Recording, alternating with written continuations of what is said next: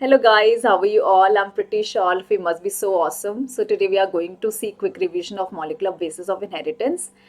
And yes, yesterday we have completed principal basis of inheritance. So this session is going to benefit those students a lot who are just going to revise everything for the last moment, and you are getting all the important points here, right? So, and thanks a lot, Bacha, for your huge support, for your huge love. And yes, yesterday I have completed this principal basis of inheritance quick revision for the CBSE Term 1 student. And yes, obviously I have included all the important points of NCERT over here. So, Bacha, I'm pretty sure you like that video, and please write down in the comment box also, give your feedback, like the video, share it with your friends, whosoever want to see this video, right? So let me take you ahead, and so don't forget to subscribe the channel. ठीक है, तो चलिए let's start this topic, that is the molecular basis of inheritance.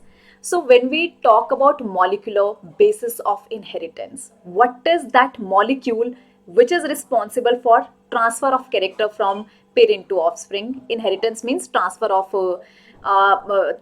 characters from one generation to another, right? तो अब हम वो molecular basis आज पढ़ने वाले हैं. And we know that DNA in most of the organism, DNA is that genetic material, right? That molecule. So you can say that if we talk about DNA, so obviously that is the genetic material in many organism, right? तो we in our NCERT they have given bacteriophage का DNA का जो length होता है bacteriophage में कितना होगा.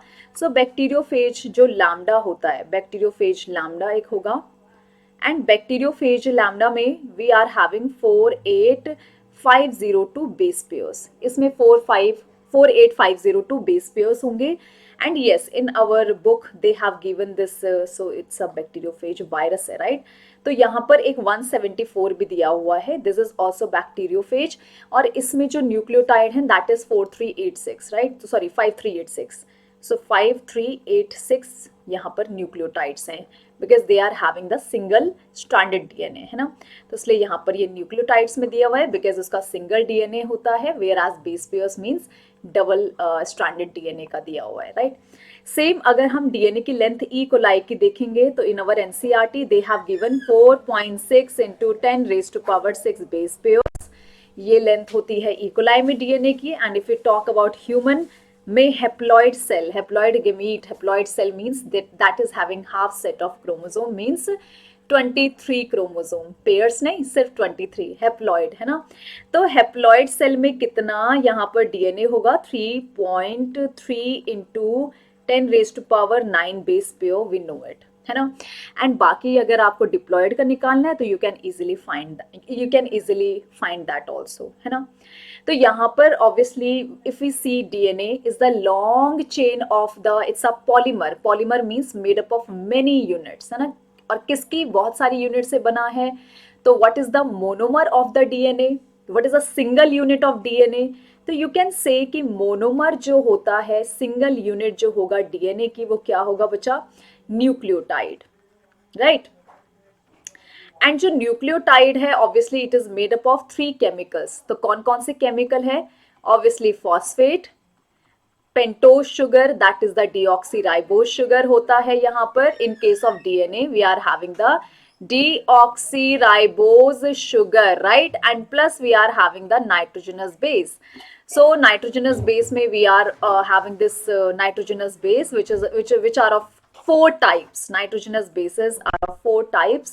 So कौन कौन से होते हैं? तो broadly यहाँ पर कुछ आएंगे प्यूरिन कैटेगरी में और कुछ आएंगे पायरिमिडीन कैटेगरी में, right? And we have discussed it also in detail in biomolecule chapter. So purine में क्या होता है? एडेनिन आएगा, Ag, है ना? एडेनिन होता है और प्यूरिन ग्वानिन होगा. तो बच्चा यहाँ पर ये 2 न्यूक्लियोटाइड है. और अगर पायरिमिडीन की बात करेंगे तो obviously it would be having cytosine in case of DNA and thymine in case of DNA. तो डीएनए के केस में ये 2 नाइट्रोजनस बेसेस होंगे, राइट? तो ये आपको डीएनए के कंटेंट याद रखना है. Having 3 parts, phosphate group, pentose sugar में deoxyribose sugar, and nitrogenous base में प्यूरिन एंड पायरिमिडीन। प्यूरिन में होगा प्यूरिन डबल रिंग स्ट्रक्चर होता है and pyrimidine single ring structure होता है, that is the difference. Plus यहाँ पर 9 मेंबर्ड रिंग होगी and this is the 6 membered ring. तो बच्चा इसमें एडेनिन गुआनिन आएगा and pyrimidine having the cytosine and thymine in the DNA, that you have to remember. Now अगर हम देखेंगे पूरा स्ट्रक्चर किसका, ऑब्वियसली डीएनए का, तो यहाँ पर ये शुगर है डीऑक्सीराइबोज शुगर, इसके साथ फॉस्फेट ग्रुप जुड़ा होगा। कौन से पोजीशन पर शुगर के, तो पेंटोज शुगर के 5th पोजीशन पर फॉस्फेट ग्रुप जुड़ा होता है, राइट। उसके बाद यहाँ पर उसके दूसरे एंड पर 3rd शुगर पर होगा फॉस्फेट जुड़ा हुआ, फिर यहाँ पर दूसरे शुगर के 5th पोजीशन पर और इसके 3rd पोजीशन पर, 5th और 3rd पोजीशन पर फॉस्फेट जुड़ा होता है। So you can see that phosphate group is attached here on the 5th and 3rd position. तो यहाँ पर 5th position, then obviously 3rd position of the sugar attach with phosphate, फिर यहाँ पर इसका 5 प्राइम ग्रुप फॉस्फेट के साथ जुड़ा है और ये 3 प्राइम फॉस्फेट के साथ जुड़ा है, ये 5 प्राइम जुड़ा है और ये 3 प्राइम जुड़ा है, right. So here 5 prime end is free and here 3 prime end is free, you can see. तो on the basis of that one strand of DNA having 5 prime end और दूसरे एंड पर 3 प्राइम एंड है, और sugar के साथ sugar के पहले कार्बन में, राइट, क्योंकि इस पेंटोज शुगर है 5 कार्बन होंगे, तो 5वें और तीसरे कार्बन के साथ तो फॉस्फेट जुड़ा है और पहले कार्बन के साथ इसका नाइट्रोजनस बेस जुड़ा होगा। तो सपोज करो एडेनिन जुड़ा होगा, can be thymine, can be guanine, can be cytosine, है ना। तो शुगर के पहले कार्बन के साथ हमेशा नाइट्रोजनस बेस जुड़ा होता है। उसके बाद सेम जो दूसरी आएगी यहाँ पर chain, because DNA is double stranded, right. तो यहाँ पर ऑब्वियसली शुगर है, फॉस्फेट है, फिर यहाँ पर फॉस्फेट है, शुगर है, इस तरीके से phosphate sugar forming the backbone, है ना। तो ऐसे यहाँ पर ये प्रेजेंट है। तो ऑब्वियसली बच्चा यहाँ पे अगर हम देखेंगे तो ये वाला जो है शुगर का स्ट्रक्चर है एंड शुगर के स्ट्रक्चर यहाँ पर 3 प्राइम एंड फ्री होगा एंड ऑब्वियसली इस साइड 5 प्राइम एंड फ्री होगा, राइट। तो यहाँ पर शुगर में पहले कार्बन पर थाइमीन लगा होगा क्योंकि एडेनिन के साथ हमेशा थाइमीन बॉन्ड बनाएगा, that too double hydrogen bond. तो याद रखना एडेनिन के साथ हमेशा थाइमीन डबल बॉन्ड बनाएगा और थाइमीन के साथ हमेशा एडेनिन डबल बॉन्ड बनाएगा। So obviously they would be forming double hydrogen bond, 2 hydrogen bonds are forming, right, and they form complementary bonding. Complementary means A with T or T with A. Same guanine with cytosine and cytosine would go with guanine and they would form the 3 hydrogen bonds, as simple as that. तो यहाँ पर thiamine फिर से इस side adenine होगा तो यहाँ पर एडेनिन जुड़ेगा, यहाँ पर साइटोसिन इसके अपोजिट होगा 3 हाइड्रोजन बॉन्ड के साथ और गुआनिन होगा ट्रिपल हाइड्रोजन बॉन्ड के साथ, right. So they would be having hydrogen bond. तो 2 चेन्स को आपस में जोड़ने का काम हाइड्रोजन बॉन्ड करेगा, 2 hydrogen and triple hydrogen bond. यहाँ पर शुगर फॉस्फेट के बीच में, यहाँ पर फॉस्फेट 2 शुगर को जोड़ रहा है, तो शुगर यहाँ पर 2 शुगर को अगर जोड़ रहा है, सॉरी फॉस्फेट 2 शुगर को जोड़ रहा है तो ये बनाता है ईस्टर बॉन्ड, राइट। तो यहाँ पर 2 ईस्टर बॉन्ड बनाएगा तो that is the phosphodiester bond. तो यहाँ पर शुगर फॉस्फेट के बीच में कौन सा बॉन्ड बन रहा है, diester, because 1 phosphate forming ester bond with 2 sugar, है ना। तो 1 phosphate with 2 sugar, sugar phosphate backbone बना रहा है। And then yes, यहाँ पर another bond is there between sugar and nitrogenous base, that is the N-glycosidic bond. कौन सा bond है, N-glycosidic bond, and all these bonds are important, right? तो यहाँ पर N-glycosidic bond, hydrogen bond, and phosphodiester bond is there. One chain is from 5 prime to 3 prime end और दूसरा anti-parallel है 3 prime to 5 prime. So means these chains are anti-parallel. कैसी होती है बच्चा, anti-parallel. So this is the structure of DNA, anti-parallel structure है। Now obviously if we see, तो सबसे पहले यहाँ पर अगर हम देखेंगे there is a scientist Wilkin Franklin, 2 scientist हैं और इन्होंने क्या करा था, obviously they have used X-ray crystallography, right? तो इन्होंने ये टेक्निक यूज करी थी, that is given in NCERT obviously, crystallography.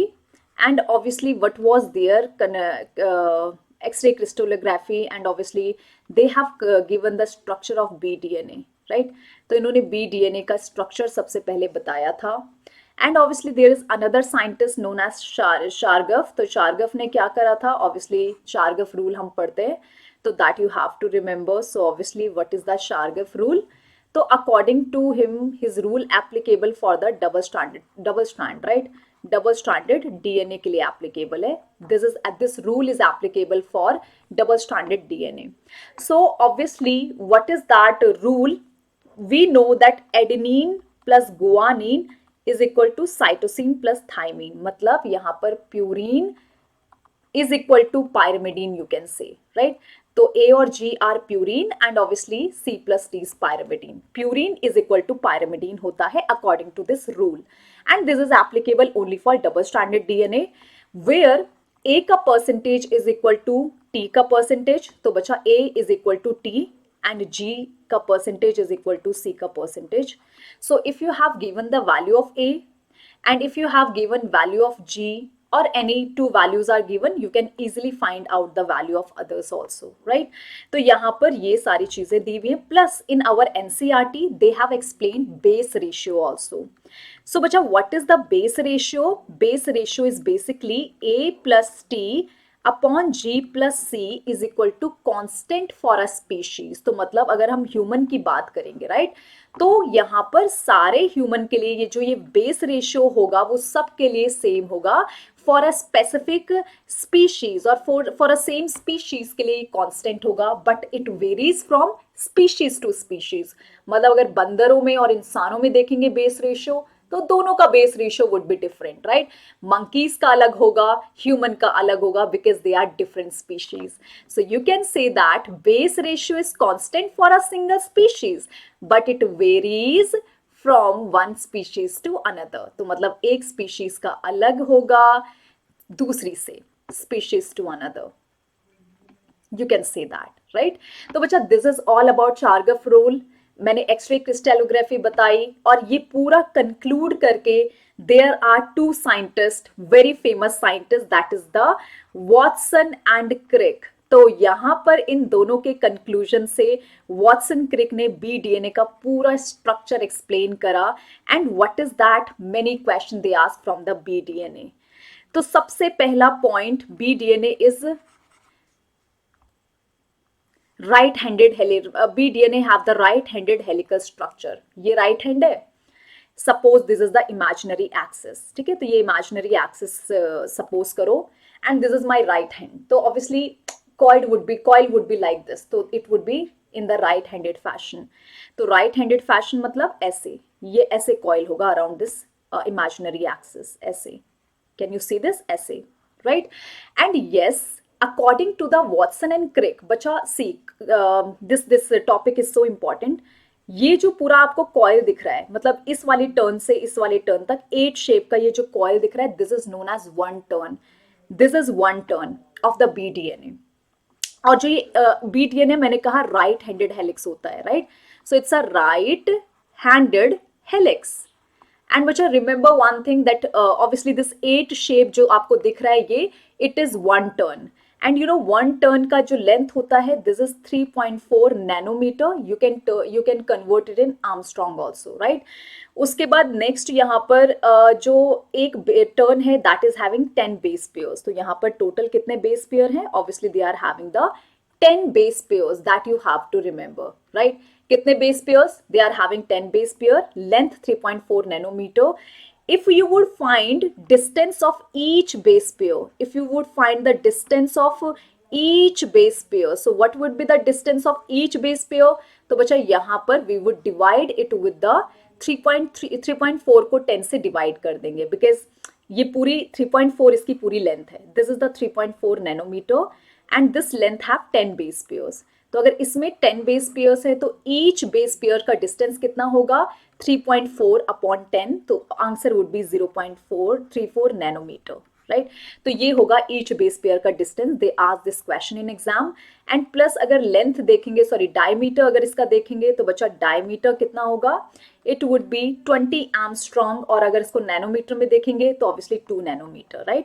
So 20 angstrom और नैनोमीटर में 2 nanometer. So same way you can convert in angstrom also, you can convert it in Armstrong also, right? तो बच्चा that's all, these are the important points of the BDNA. ठीक है, तो ये सारी चीजें पूछेगा. एंटी पैरेलल होती हैं, तो one from 5 prime to 3 prime, another from 3 prime to 5 prime, that's we know, right?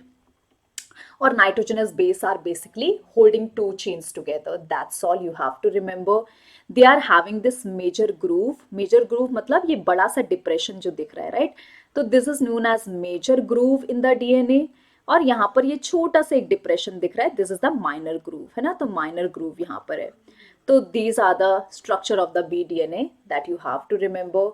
जो शुगर फॉस्फेट इसकी बैकबोन बनाएगा, और नाइट्रोजनस बेस राइट एंगल पर प्रेजेंट है towards the inner side, forming the hydrogen bond and keeping two chain together. That's all, right?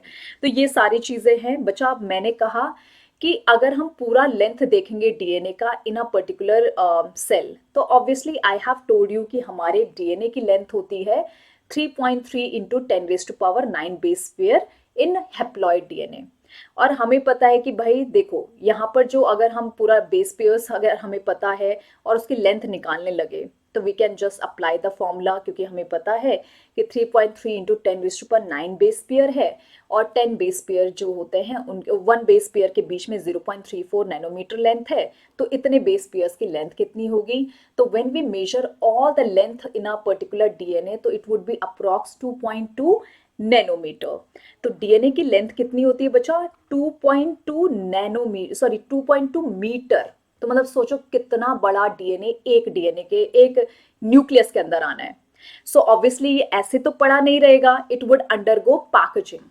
तो yes, यहाँ पर जैसे कपड़े फोल्ड करके रखते हैं ना, we fold our clothes and keep it in the almirah in a particular sequence so that all the clothes would be occupied in that almirah. So same way, DNA need to occupied in a particular nucleus, so we would do packaging for that, right? So यहाँ पर packaging obviously we would see in case of eukaryote and in case of prokaryote how this packaging is done. Very important, right? So packaging के लिए यहाँ पर histone, so बच्चा this is for present, right? Histone protein is present for the packaging. So obviously DNA would coil itself in the histone protein, and we know that histone protein is the basic, means positive nature है, positive है. And DNA having the phosphate, so DNA is negatively charged, right?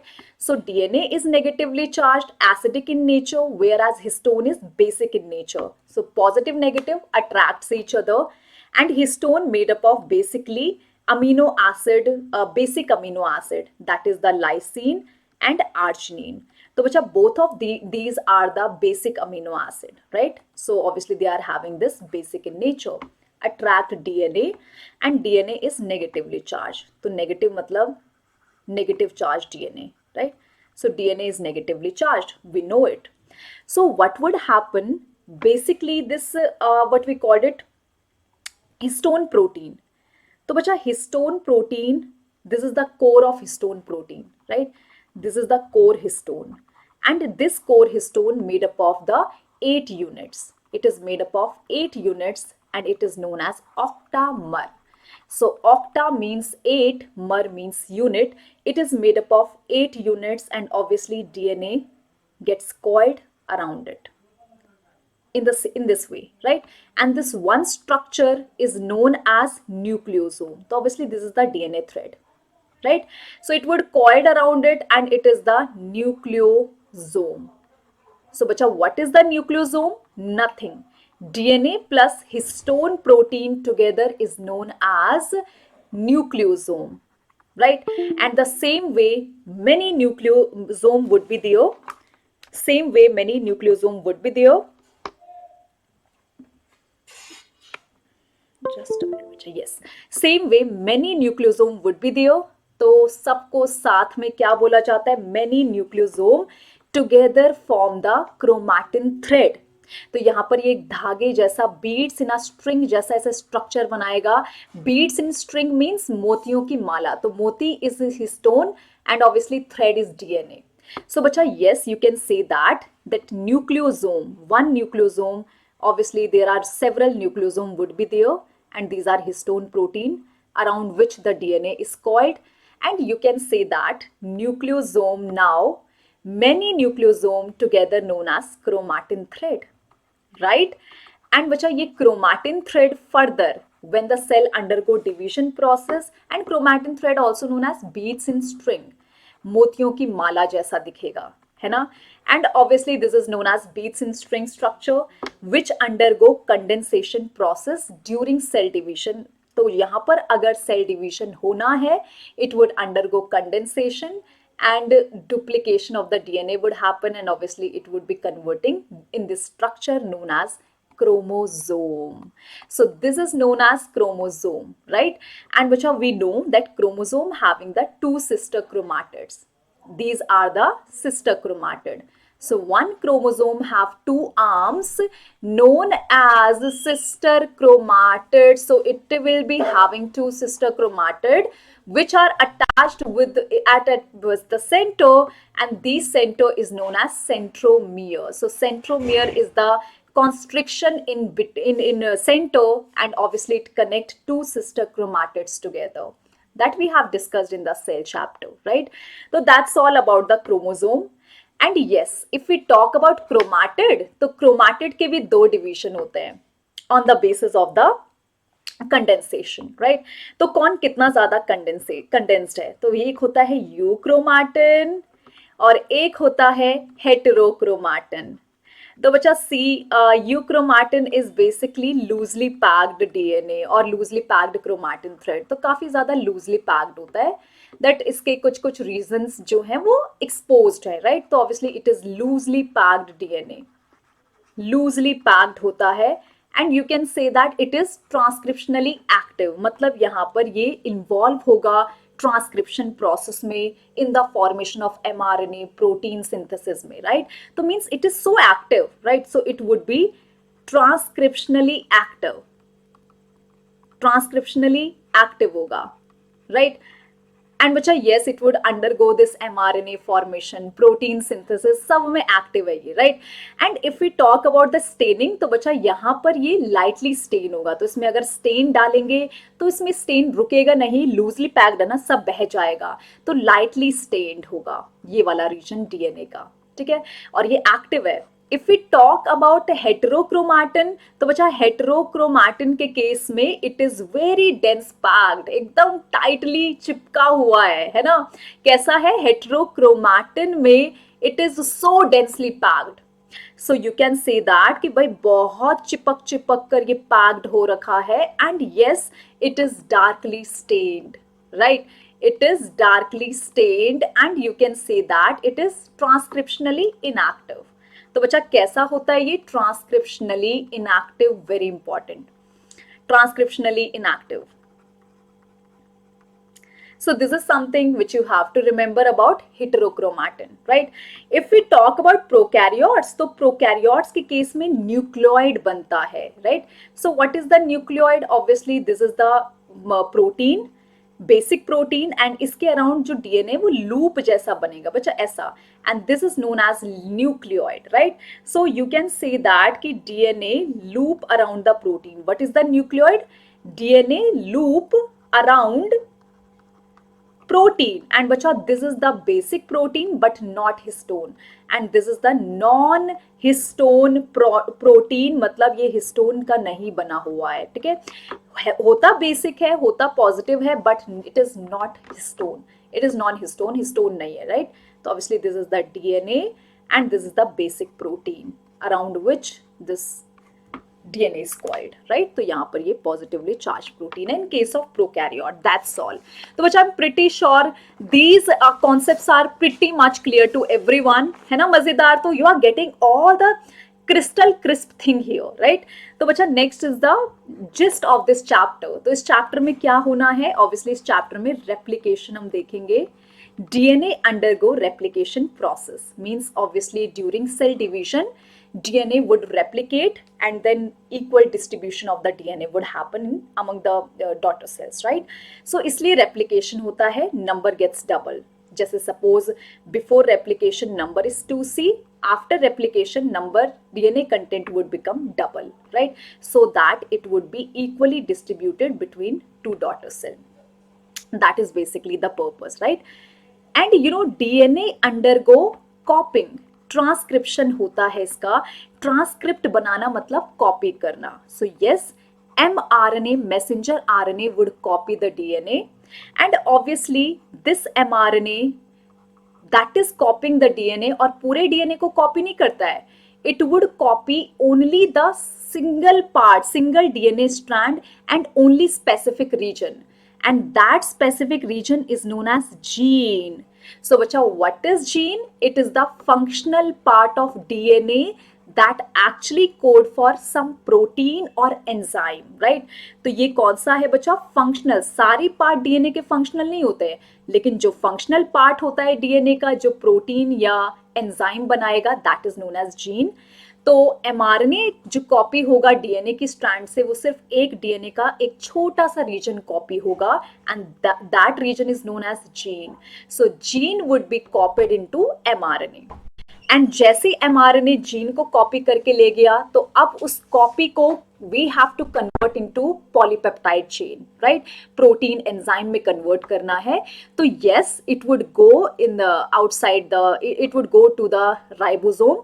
तो इसका होगा translation. Ribosome पढ़ेगा, अच्छा you have taken this genetic code, that means it code for protein, this protein, so let me add all the amino acid here sequence wise. तो बच्चा, ribosome is actually that uncle, वो ration वाले uncle हैं जो कि हमारी list देकर हमें सामान देते हैं sequentially, right? So ribosome is actually protein factory that would produce protein, reading the information of mRNA that has been carried from the gene, and translation होगा, protein factory protein बनाएगी उस RNA को पढ़कर, and protein synthesis would happen with help of ribosome, है ना? So this is the beautiful gist of this chapter that we are going to discuss one by one in a detailed way. So you know, when we talk about replication, no, तो बच्चा replication जो होता है DNA का semi conservative है.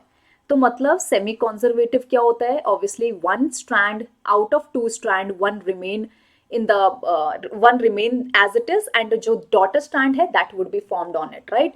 सो semi conservative होता है इसका रेप्लिकेशन.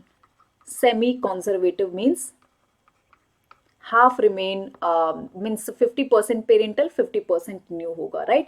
और सेमी कॉन्जर्वेटिव है, that you have to remember. And ये किसने किया था? तो यहाँ पर सेमी कॉन्जर्वेटिव मतलब एक पेरेंटल स्ट्रैंड होगी, एक पुरानी स्ट्रैंड होगी, और उसके ऊपर एक नई स्ट्रैंड बनेगी. One new strand would be formed, one daughter strand would be formed, right? तो 50% पुरानी, 50% न्यू, तो दैट इज सेमी कॉन्जर्वेटिव. जैसे ये अलग होंगे, अलग होने के बाद ऑब्वियसली यहाँ पर न्यू स्ट्रैंड एक एक इनके ऊपर बन जाएगी, right? So that is basically semi conservative. कौन से साइंटिस्ट ने बताई थी? तो यहाँ पर ऑब्वियसली मिसेल्सन्स एंड स्टाहल ने यहाँ पर एक्सपेरिमेंट किया. तो यहाँ पर these scientists are important, right? So they have done this experiment, and obviously they have taken heavy isotope, and बच्चा they have asked this question. Radioactive isotope नहीं, हैवी आइसोटोप ऑफ नाइट्रोजन लिया इन्होंने, और obviously bacteria में grow करवाया. तो they have seen that DNA is semi conservative. पूरा का पूरा एक्सपेरिमेंट हमने किया है, right? So this is basically important points from here. Then उसके बाद यहाँ पर डीएनए ही जेनेटिक मटेरियल है, इसके लिए भी बहुत सारे एक्सपेरिमेंट हमारी एनसीईआरटी ने दिए हुए हैं, like experiment of Griffith, right? तो यहाँ पर ग्रिफिथ का एक्सपेरिमेंट है. तो ग्रिफिथ ने कौन सा दिया था? ट्रांसफॉर्मेशन प्रिंसिपल का. तो according to Griffith obviously there is something, there कुछ ऐसा तो है जो यहाँ पर इसको चेंज कर रहा है. तो एक यहाँ पर इन्होंने स्मूथ स्ट्रेन लिया था बैक्टीरिया का, एक रफ स्ट्रेन लिया था. कौन से बैक्टीरिया का? तो obviously that was the Streptococcus pneumonia. तो इसके दो स्ट्रेन होते थे. एस वाला जो काफ़ी ज़्यादा विरुलेंट होता था, घातक होता था, चूहे को मार देता था, एंड रफ वाला जो है वो नॉन विरुलेंट होता था. बट इसने क्या देखा कि ऑब्वियसली देयर इज समथिंग, जब इसने यहाँ पर obviously the whole experiment is all about it, right? तो इन्होंने देखा कि भाई विरुलेंट से नॉन विरुलेंट में कुछ पास हो रहा है and making it virulent. So means कुछ ना कुछ ट्रांसफॉर्मिंग प्रिंसिपल तो है जो इसमें ट्रांसफॉर्मेशन ला रहा है, but actually he was not able to prove that what is the genetic material. तो ये इसके ड्रॉबैक्स थे. एंड जो फाइनल प्रूफ दिया था बच्चा DNA as a genetic material के लिए, so final proof of DNA as a genetic material given by तो यहाँ से क्वेश्चन पूछता है कि जेनेटिक मटेरियल डीएनए है, इसका प्रूफ फाइनल किसने दिया था? तो यहाँ पर इसका प्रूफ दिया था हमें हार्शी एंड चेज का एक्सपेरिमेंट जो था, राइट। हार्शी एंड चेज जिन्होंने क्या करा था, radio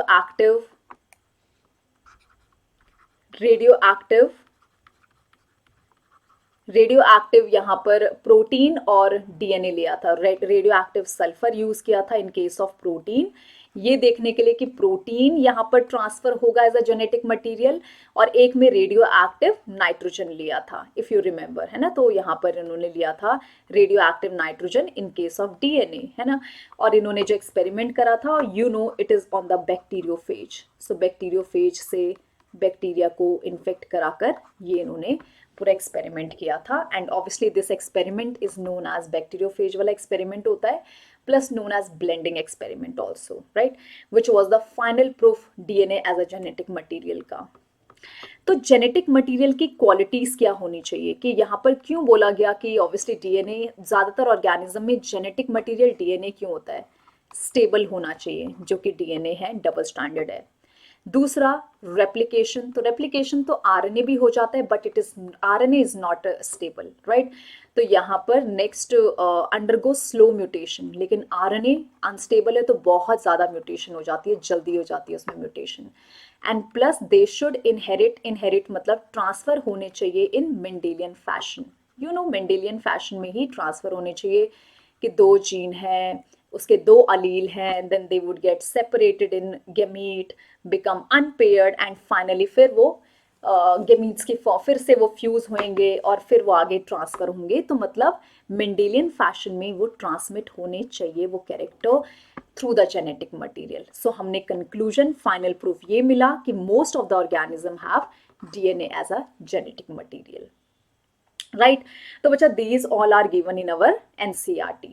Now obviously if we see replication in detail way, तो replication हम लोगों को देखना है in case of eukaryote, in case of prokaryote में क्या difference है। So in case of prokaryote means E. coli का अगर हम देखेंगे तो बच्चा they are having one origin of replication, obviously from where origin replication would start, right। तो वन ओरिजिन ऑफ रेप्लिकेशन होता है इसमें, प्लस यहाँ पर DNA polymerase would be used.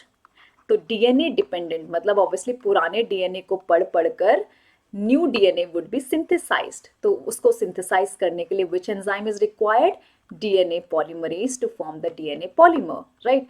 And यहाँ पर बहुत ज्यादा एक्यूरेट होता है, high degree of accuracy, high degree of accuracy मतलब एरर के बहुत कम चांसेस होते हैं। एंड बच्चा it is very fast, 18 minute में एक डिवीजन कंप्लीट, 18 मिनट लगते हैं इसको पूरा डिवीजन एक कंप्लीट करने में। It's very fast process in the prokaryote.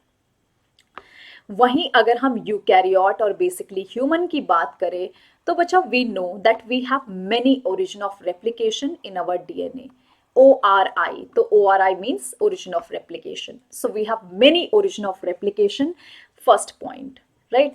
And बच्चा यहाँ पर obviously धीरे धीरे डीएनए खुलता है, ऐसे धीरे धीरे डीएनए खुलता है, because एक साथ खोलेंगे तो बहुत एनर्जी चाहिए and we cannot provide that much energy, right?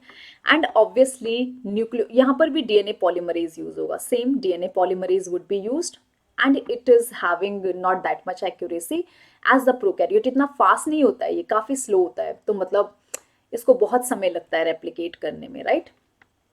तो बच्चा when we talk about this a nucleotide used here, so that is deoxy adenosine triphosphate, we use deoxy guanosine triphosphate, cytosine triphosphate, deoxy thymine triphosphate, right। and these nucleotide have dual purpose। तो बच्चा dual purpose क्या है, first they provide energy और these are the energy source for this process, मतलब replication के लिए provide energy। and दूसरा यहाँ पर nucleotide भी ये है, तो obviously they would be getting added in the particular process of replication, right। तो देखो यहाँ पर ये है दो डीएनए की स्ट्रैंड, तो one strand is from 3' to 5' region, another one from 5' to 3' region। तो बच्चा जो 5 प्राइम से 3 प्राइम रीजन होगी और एक होगी 3 प्राइम से 5 प्राइम, तो ये वाली जो स्ट्रैंड होती है this is known as discontinuous and you have to remember the strand which is having this polarity would be discontinuous. जो 3 प्राइम टू 5 प्राइम एंड की तरफ होगी obviously it would be continuous, right. तो now we would see the whole replication here. तो सबसे पहले अगर DNA replication होना है, ओरिजिन ऑफ रेप्लिकेशन से ये खुलेगा, ये स्टेप्स खुलेंगे, ये पर्टिकुलर धीरे धीरे करके खुलेगा ऐसे, है ना, रेप्लिकेशन होना है। और obviously one strand from 5 prime to 3 prime, another one from 3 prime to 5 prime, we know it. तो आई हैव टोल्ड यू कि जो 5 प्राइम से 3 प्राइम की तरफ होगी दैट इज द डिसकॉन्टिन्यूअस। क्यों? अब उसके पीछे एक रीजन है, राइट। तो बच्चा देखो यहां पर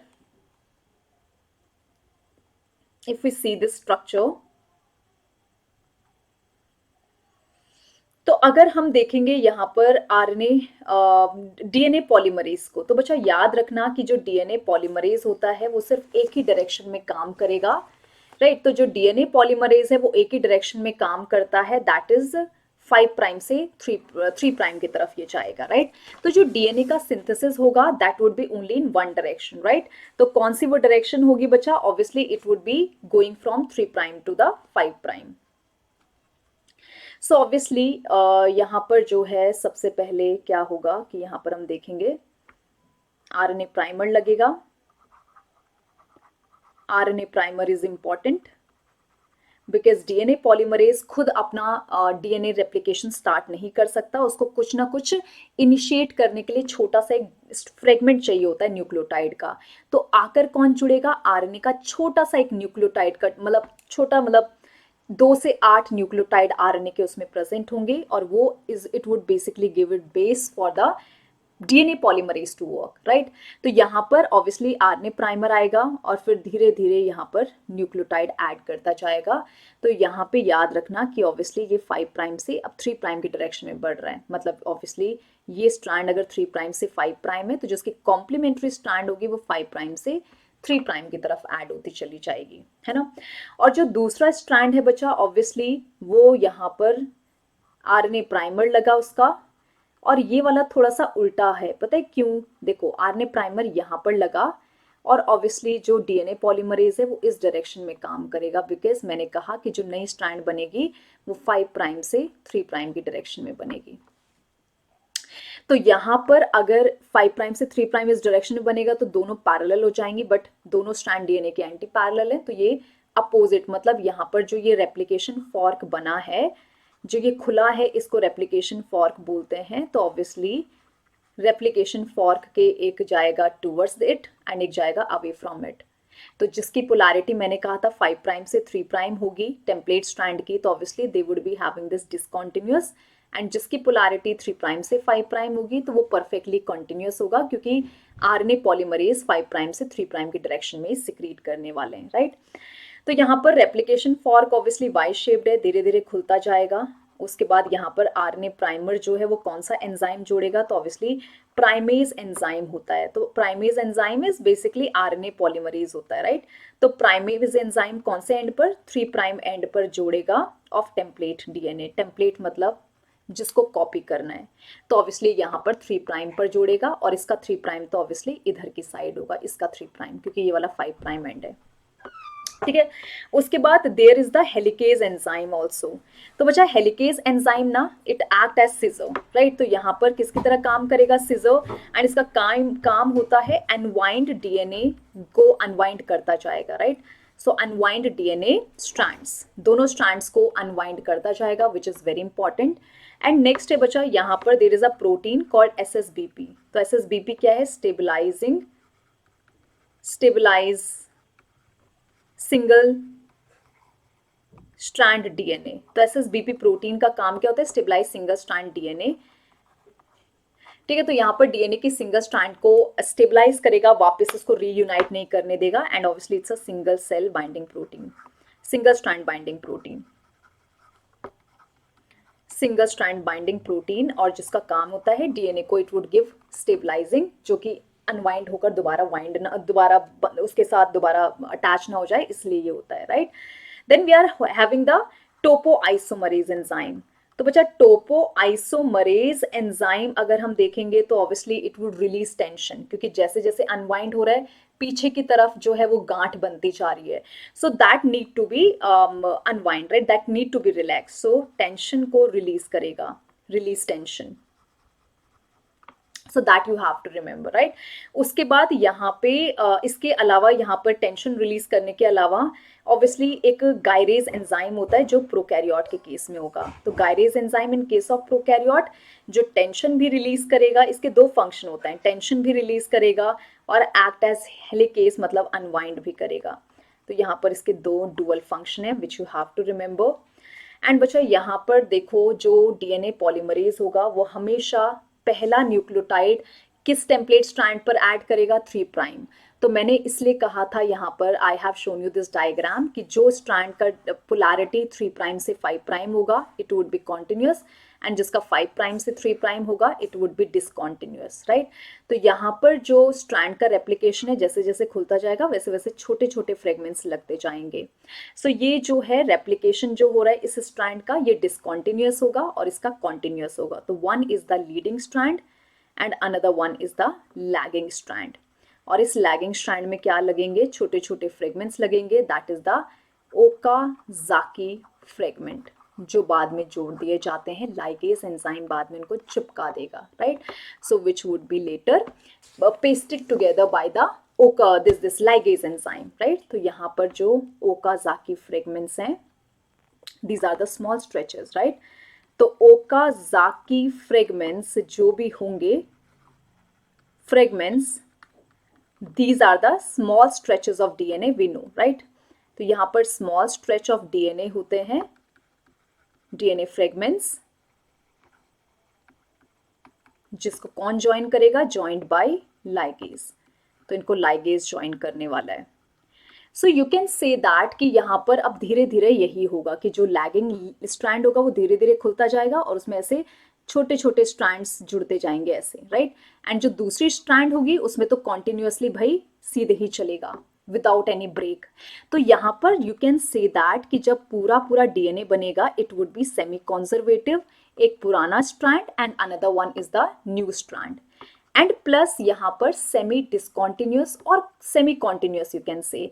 तो एक जो स्ट्रैंड है वो कॉन्टिन्यूअस बन रही है और एक डिसकॉन्टिन्यूअस है, और it is also known as semi continuous, कुछ भी बोल सकते हैं क्योंकि एक स्ट्रैंड कॉन्टिन्यूअस है और आधी स्ट्रैंड मतलब दो स्ट्रैंड में से एक कॉन्टिन्यूअस है, एक नॉन कॉन्टिन्यूअस डिसकॉन्टिन्यूअस है।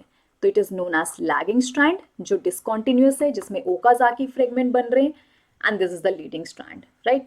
तो इसमें बस पोलैरिटी का गेम आपको याद रखना है कि कौन से स्ट्रैंड जो है किस एंड से किस एंड पर कॉन्टिन्यूअस बोलेंगे, क्योंकि यहाँ पर हमें पता है कि जो पॉलीमरेज काम है वो हमेशा 5 प्राइम से 3 प्राइम की डायरेक्शन में जाएगा। तो यहाँ पर अगर करने लगा तो भाई हो जाएगी गड़बड़, तो फिर ऐसे ओकाजाकी फ्रेगमेंट्स बनाएगा, that's all.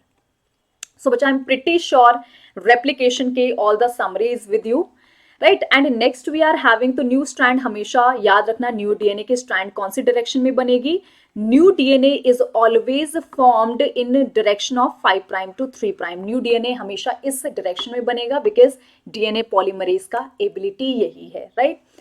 Next is the transcription. So बच्चा what is the transcription, so we know transcription is basically यहाँ पर डीएनए से आरएनए बनना है, और मैंने कहा पूरा डीएनए नहीं, छोटा सा डीएनए का फ्रेगमेंट, वो भी सिंगल स्ट्रैंडेड डीएनए, दोनों स्ट्रैंड में से एक ही स्ट्रैंड रेप्लिकेट होगा, सॉरी ट्रांसक्रिप्ट होगा, कॉपी होगा in form of mRNA, right. तो यहाँ पर देखो ये छोटा सा सेगमेंट है, सपोज करो that is known as gene and this is known as transcriptional unit. तो ये हमारे पास है transcriptional unit, suppose transcriptional unit है। In this transcriptional unit obviously एक 3 प्राइम एंड है, एक 5 प्राइम एंड होगा, 5 prime end 3 prime end, and from 3 prime to 5 prime end की तरफ जो होगा which is known as template strand जो एक्चुअली कॉपी होता है। तो कॉपी कौन सी स्ट्रैंड होगी, which is from 3 prime to 5 prime. तो बच्चा this is known as template strand, इसी को नॉनसेंस भी बोलते हैं और इसी को नॉन कोडिंग भी बोलते हैं, राइट। तो नॉन कोडिंग भी बोलते हैं, एंड ऑब्वियसली इसकी 5 प्राइम एंड पर टर्मिनेटर होता है, that would stop the process, and यहाँ पर 5 प्राइम एंड पर प्रमोटर होता है, तो transcription unit have promoter at 3 prime end, 5 prime end पर टर्मिनेटर होता है, एंड ऑब्वियसली बीच में जो कॉपी होना है that is the structural gene. So structural gene actually get copied into mRNA, और जो एमआरएनए बनेगा ऑब्वियसली वो 5 प्राइम से 3 प्राइम के डायरेक्शन में बनता है. तो जो एमआरएनए बनेगा वो कौन से डायरेक्शन में बनेगा? Obviously it would be complementary for this structure. तो जो यहाँ पर टेम्पलेट स्ट्रैंड की पोलैरिटी है it is basically 3 prime to 5 prime. तो इसका कॉम्प्लीमेंट्री आरएनए बनेगा तो वो बनेगा 5 प्राइम से 3 प्राइम की डायरेक्शन में. तो एमआरएनए जो नया बनेगा वो इस डायरेक्शन में बनेगा, right. And obviously the another strand is the coding strand. अब इसको कोडिंग क्यों बोलते हैं? तो ऑब्वियसली वी नो दैट इसका जितना भी सीक्वेंस होगा it would be same as mRNA, और इसको सेंस स्ट्रैंड भी बोलते हैं, राइट.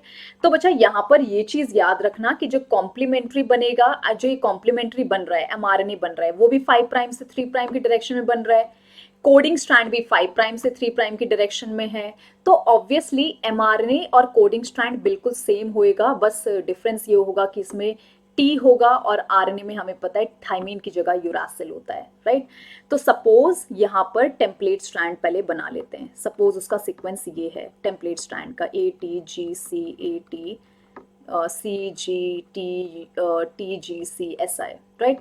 एंड ऑब्वियसली जो डीएनए स्ट्रैंड इसका कॉम्प्लीमेंट्री होगा तो टी के ए के अपोजिट टी, टी के अपोजिट ए, कॉम्प्लीमेंट्री होता है. जी के सी, टी, राइट, ए. तो बच्चा this is basically the complementary DNA strand जो कि 5 प्राइम से 3 प्राइम की तरफ है. अब मैंने कहा ये आरएनए बनाएगा, तो अगर आरएनए बनाएगा तो आरएनए इसको कॉपी करने वाला है. तो कॉपी करेगा तो ऑब्वियसली कॉम्प्लीमेंट्री बनाएगा, तो ए के opposite U, because thymine is not present in RNA. तो यहाँ पर फिर ए आएगा, फिर यहाँ पर सी, जी. तो आरएनए डीएनए में सिर्फ यही डिफरेंस है, राइट, जो आपको याद रखना है. सॉरी, यू लगेगा, देन ऑब्वियसली ए, देन यहाँ पर जी, देन यहाँ पर सी, ए, जी की जगह सी, यहाँ पर जी, दिस वे, राइट. तो ये जो एमआरएनए बनेगा वो 5 प्राइम से 3 प्राइम ही एमआरएनए बन रहा है, and obviously this is the template strand, right. तो बच्चा देखो यहाँ पर इसका सीक्वेंस पढ़ो और इसका सीक्वेंस पढ़ो जो एमआरएनए बना है, दीज आर सेम. तो बिल्कुल सेम है, बस टी और ए का टी और यू का डिफरेंस है. तो इसमें डीएनए में टी होगा, इसमें you, A C ji U A, देख लो everything is same. So that's why it is known as coding strand. तो एमआरएनए का जो सीक्वेंस होगा it would be same as coding strand except T and U, बाकी बिल्कुल same है, right. So that you have to remember. And इसमें सिर्फ अगर हम देखेंगे तो सिर्फ यहाँ पर आरएनए पॉलीमरेज ही यूज होगा जो पूरा प्रोसेस करेगा. पॉलीमरेज डीएनए डिपेंडेंट, डीएनए को पढ़ कर, डीएनए डिपेंडेंट क्यों? क्योंकि डीएनए के टेम्पलेट स्ट्रैंड को पढ़ कर यहाँ पर आरएनए पॉलीमरेज बनाएगा. एनसीईआरटी में पता है क्या गड़बड़ दी हुई है कि एनसीईआरटी में प्रमोटर दिया हुआ है कोडिंग स्ट्रैंड के रिस्पेक्ट में. तो they have written in NCERT, go through the NCERT once इस पैराग्राफ में. सो दे हैव गिवन कि 5 प्राइम पर 5 प्राइम पर here they have given promoter and 3 prime पर उन्होंने टर्मिनेटर दिया हुआ है. बट बच्चा उन्होंने बिल्कुल यहाँ पर मेंशन भी किया है it is in respect to the coding strand.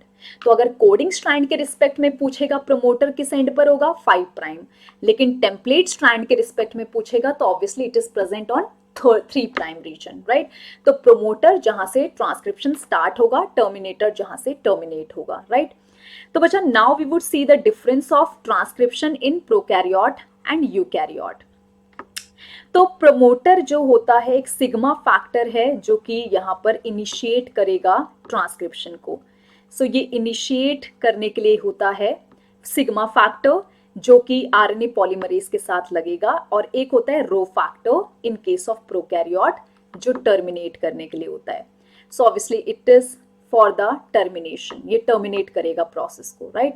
Termination factor इसको बोलते हैं. तो this is the termination factor and this is the initiator factor. ये आपको याद रखना है ना, मजेदार.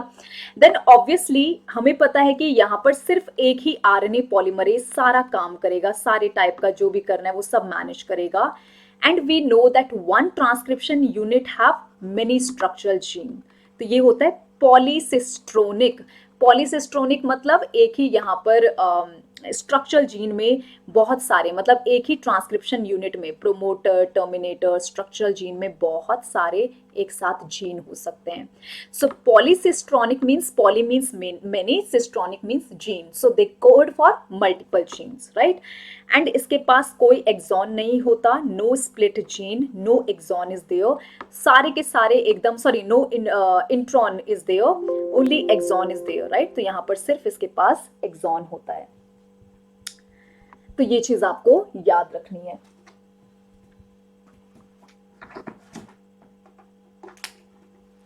Right, so no intron, only exon is there. So exon is useful sequence and intron is the non-useful sequence which is present in eukaryote basically.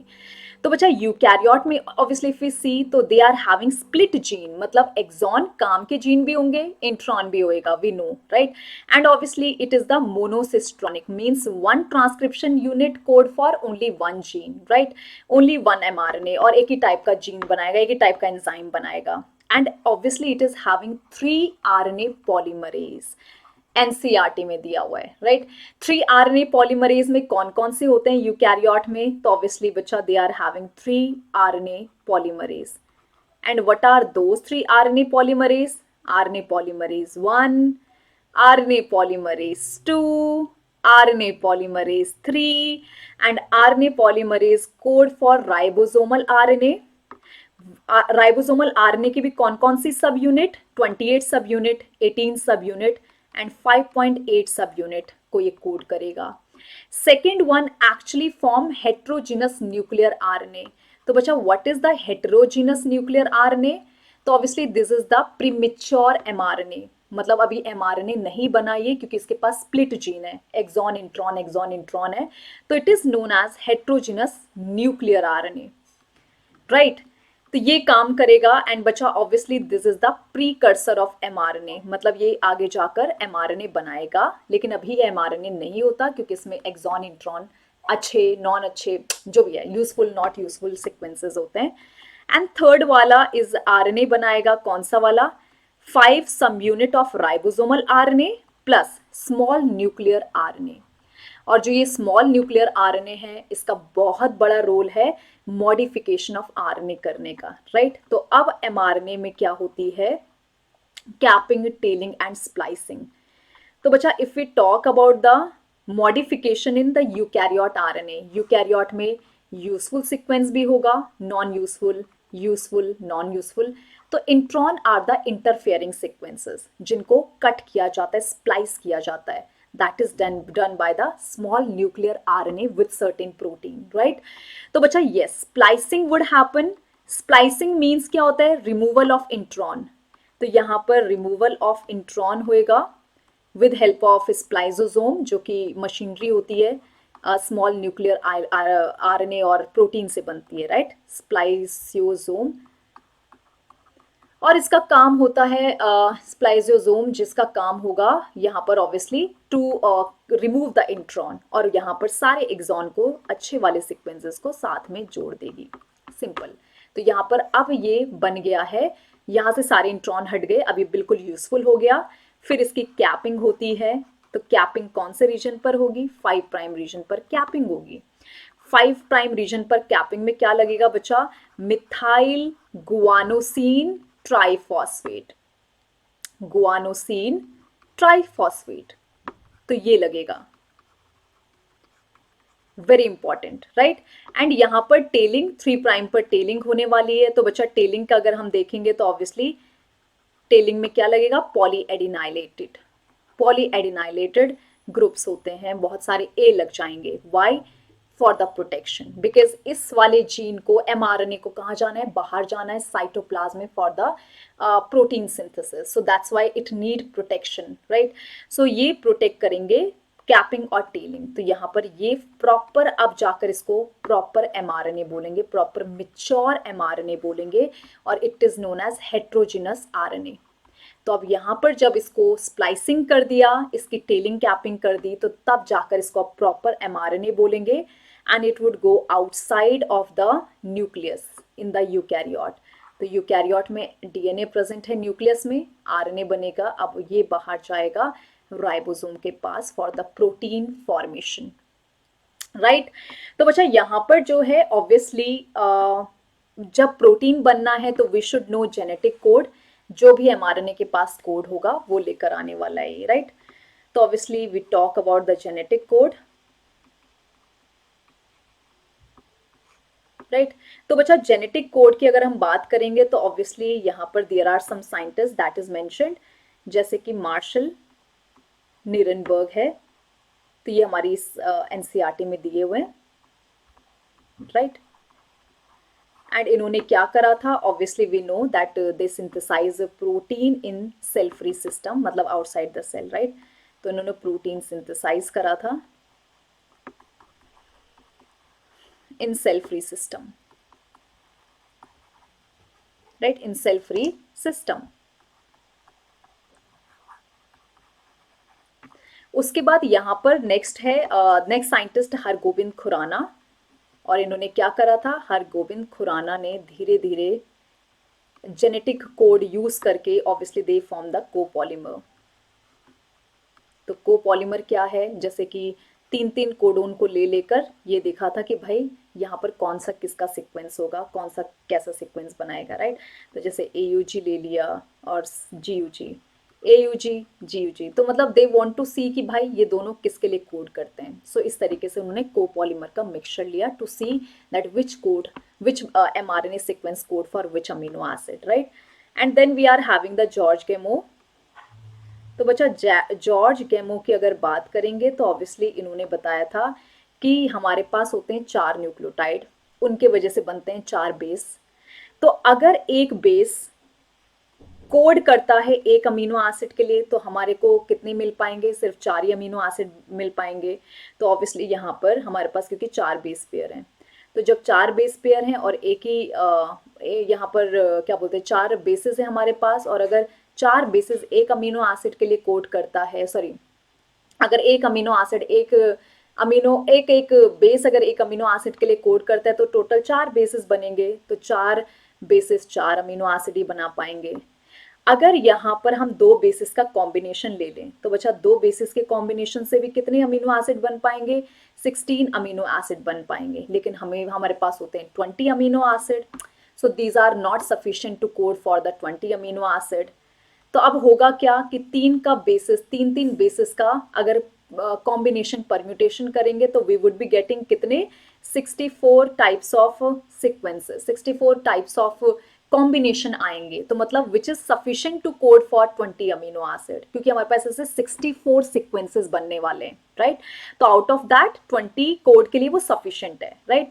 तो बच्चा out of all the codon एक जो इंपॉर्टेंट कोडोन है is AUG, which basically code for methionine amino acid and plus start codon. तो बच्चा इसके dual function है, ये स्टार्ट भी करेगा तो mRNA के जो है स्टार्टिंग में AUG होगा और ये स्टार्ट कोडोन भी होगा और मिथियोनिन भी ऐड करेगा। दूसरे यहाँ पर UAA, UAG और UGA, so these are the stop codon, जो बेसिकली किसी अमीनो एसिड के लिए कोड नहीं करते, these are only stop codon. So out of 64 sequences, out of 64 triplet codon, 3-3 bases का 3-3 न्यूक्लियोटाइड का एक अमीनो एसिड होता है, राइट। तो आउट ऑफ 64 सीक्वेंसेस हमें पता है भाई 3 तो किसी काम के नहीं है, तो टोटल कितने होते हैं, 61 होते हैं कोडोन हमारे पास जो कि अमीनो एसिड के लिए कोड करेंगे, राइट। एंड बच्चा these are the characters of the codon. Codon के कैरेक्टर्स क्या होते हैं, दे शो डीजेनरेसी। डीजेनरेसी मतलब होता है एक amino acid code by more than 1 codon. तो मतलब एक अमीनो एसिड के लिए एक से ज्यादा कोडोन हो सकते हैं, दिस इज इंपॉर्टेंट। कॉन्टिन्यूअस मतलब होता है कॉन्टिन्यूअस फैशन में हम इसको पढ़ सकते हैं। कॉन्टिन्यूअस फैशन में मतलब अगर ये हमारे पास सीक्वेंस है AUG और यहाँ पर जैसे CAG या GCA, तो we would just read it in the continuous fashion without full stop, without comma. तो ये भी कैरेक्टर है कोडोन का, right. Another character is they are universal. Universal मतलब हर एक में सेम ही कोड करते हैं। तो AUG अगर स्टार्ट कोडोन है हमारे केस में, तो सबके केस में ऐसा ही होगा। कुछ एक्सेप्शन है, तो except some mitochondrial codon, right. तो यहाँ पर कुछ माइटोकॉन्ड्रिया के हैं जो कि थोड़ा अलग करते हैं कोड, और यहाँ पर प्रोटोजोआन्स के भी कुछ कोडोन है जो अलग चीज़ों के लिए कोड करते हैं। रेस्ट इट इज़ यूनिवर्सल, सबके लिए सेम है, राइट। नेक्स्ट है बच्चा, यहाँ पर मैंने कहा AUG के डुअल फंक्शन है, बेसिकली अमीनो एसिड भी बनाएगा और स्टार्ट कोडोन की तरह भी काम करेगा, राइट। तो that is something which you have to remember, and obviously these are important thing about the codon. तो मतलब तीन तीन का बेसिस, जब तीन तीन बेसिस का कॉम्बिनेशन हमारे पास बनाया हमने, और हमारे पास 4 बेस पेयर्स हैं, तो 4 में जब हमने तीन तीन के कॉम्बिनेशन परम्यूटेशन करे तो we would be getting 64 codon. Out of that सिर्फ 61 कोडोन जो है वो अमीनो एसिड के लिए कोड करेंगे, एंड बाकी 3 जो होते हैं वो स्टॉप कोडोन होते हैं। They don't code for amino acid, right, they don't code for amino acid. Amino acid के लिए कोड ही नहीं करते किसी भी अमीनो एसिड के लिए। तो मतलब 61 ही इसमें काम के हैं, बाकी स्टॉप करेंगे प्रोसेस को। So finally when we get to know about the codon, तो अब फाइनली mRNA की कोडोन को पढ़ पढ़कर अमीनो एसिड जोड़ने का काम राइबोसोम और ट्रांसफर RNA करेंगे, right. So now we would see translation. तो यूकैरियोट में कैसा चलता है, प्रोकैरियोट में कैसा चलता है, वी वुड सी। तो बच्चा सबसे पहले यूकैरियोट में 5 प्राइम एंड पर कैप लगी है, हमें पता है mRNA में 5 प्राइम एंड पर कैप लगी है, right, and it would be attached with ribosome, attached with ribosome। तो जैसे ये बाहर आएगा राइबोसोम जो है इसके साथ अटैच करेगा, राइट। एंड याद रखना यूकैरियोट में एक राइबोसोम एक टाइम पर एक mRNA के साथ बैठेगा। तो one mRNA attach with only one ribosome at one time. तो एक mRNA के ऊपर एक ही राइबोसोम बैठेगा, और जो फर्स्ट अमीनो एसिड ऐड होगा वो मिथ्योनिन होगा, because this is the start codon plus amino acid methionine add होगा, राइट। बच्चा इसके केस में अगर हम देखेंगे तो ऑब्वियसली 5 प्राइम एंड पर इसके कैप तो होती नहीं है, तो it is having the special sequence Shine Dalgarno sequence, very important, right. And यहाँ पर ये वाला जो सीक्वेंस है ये प्रेजेंट होगा। शाइन डेलगर्नो सीक्वेंस पहचानेगा कौन, ऑब्वियसली राइबोसोम। तो राइबोसोम इसके साथ अटैच्ड होगा, और याद रखना एक mRNA के ऊपर एक साथ बहुत सारे राइबोसोम बैठेंगे, तो दिस शो पॉलीसोम कंडीशन। तो ये एक mRNA, बहुत सारे राइबोसोम एक साथ बैठेंगे, and obviously they would synthesize protein, बहुत सारे एक साथ बहुत सारे प्रोटीन बनाएंगे। और जो फर्स्ट अमीनो एसिड होगा ऑब्वियसली बच्चा that would be the formylated methionine. Formylated methionine मतलब मिथ्योनिन अकेला नहीं, उसके साथ फॉर्माइल ग्रुप भी जुड़ता है जो बाद में हट जाता है, बट इनिशियली जब आएगा तो ऑब्वियसली पहला amino acid in case of prokaryote would be formylated methionine. ये बहुत ज्यादा इंपॉर्टेंट पॉइंट है, राइट। तो बच्चा यहाँ पर ये इस तरीके से इनिशिएशन होगा, फिर धीरे धीरे यहाँ पर जो है वो बनता जाएगा प्रोटीन, राइट। सो mRNA किसकी तरह काम करता है, ऑब्वियसली टेम्पलेट की तरह। तो इसको पढ़, टेम्पलेट मतलब जिसको पढ़कर पूरा प्रोटीन बनाना है, राइट। राइबोसोम का काम क्या होता है बच्चा, ये इसको रीड करेगा, रीड दिस mRNA, और उसके बाद tRNA क्या करेगा, ऑब्वियसली अमीनो एसिड को पकड़ पकड़ कर लेकर आएगा, bring amino acid, specific amino acid to this mRNA, और उसको जोड़ जोड़कर लंबी सी चेन बनाएगा, पॉलीपेप्टाइड चेन बनाएगा, राइट। तो ऑब्वियसली यहाँ पर याद रखना बच्चा कि जो tRNA होता है उसको चार्ज कौन करता है, चार्ज मतलब जब tRNA के ऊपर अमीनो एसिड लग जाता है, चार्ज tRNA, और कौन करेगा उसको चार्ज, एंजाइम।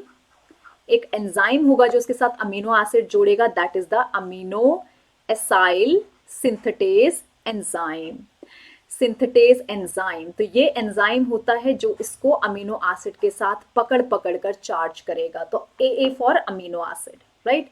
उसके बाद हमें पता है कि यार यहाँ पे इलोंगेशन के लिए क्या होता है, ऑब्वियसली हमारे पास पेप्टिडाइल ट्रांसफरेज है, peptidyl transferase, right. Peptidyl transferase क्या करेगा,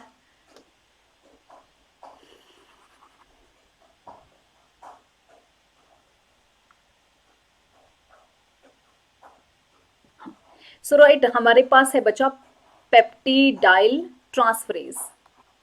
So we know कि when we talk about peptidyl transferase, तो ये क्या करता है, ऑब्वियसली पेप्टिडाइल ट्रांसफरेज एक्ट कौन करेगा, ट्रांसफरेज मतलब पेप्टाइड को ट्रांसफर करता रहेगा आगे की तरफ, आगे आगे की तरफ, राइट, और उसमें नए नए अमीनो एसिड जुड़ते चले जाएंगे। तो यहाँ पर एक लंबी सी चेन ऑफ अमीनो एसिड बनने वाली है। तो यहाँ पर ये राइबोसोम का 23 सब यूनिट ऑफ राइबोसोमल आरएनए, तो मतलब राइबोसोम हमें पता है यार राइबोसोमल आरएनए प्लस प्रोटीन से बनता है, राइट। तो इसमें जो कौन सी यूनिट होगी, ऑब्वियसली 23S राइबोसोमल आरएनए का यूनिट होगा, वो एक्ट करेगा पेप्टिडाइल ट्रांसफरेज की तरह इन case of prokaryote, in case of bacteria. And this question they have asked in exam and NEET का NCERT का एक लाइन है यहाँ पर, राइट। तो यहाँ पर पेप्टाइड बॉन्ड जो है वो डेवलप होता जाएगा अमीनो एसिड के बीच में इस तरीके से, और ऑब्वियसली दिस पेप्टाइड बॉन्ड ये कैसे डेवलप होगा, तो बच्चा हमें पता है कि यहाँ पर राइबोसोम के पास 3 रीजन्स होते हैं। ई होता है एग्जिट, पी होता है टीआरएनए लगेगा जहां पर पेप्टाइड चेन होगी, पूरी पेप्टाइड चेन यानी टीआरएनए विद पेप्टाइड चेन होगी, और ए वाला यानी टीआरएनए जो नया वाला आएगा अमीनो एसिड के साथ, tRNA with amino acid, right. तो यहाँ पर ये नया नया अमीनो एसिड लेकर आएगा टीआरएनए, तो टीआरएनए अपने ऊपर नया अमीनो एसिड लेकर आया, और यहाँ पर ये लंबी चेन है पॉलीपेप्टाइड की एक टीआरएनए के ऊपर, और यहाँ पर ये टीआरएनए फिर एग्जिट में जाएगा, मतलब ऑब्वियसली ये राइबोसोम के ऊपर 3 साइट हैं, राइट। तो these are the site of ribosome.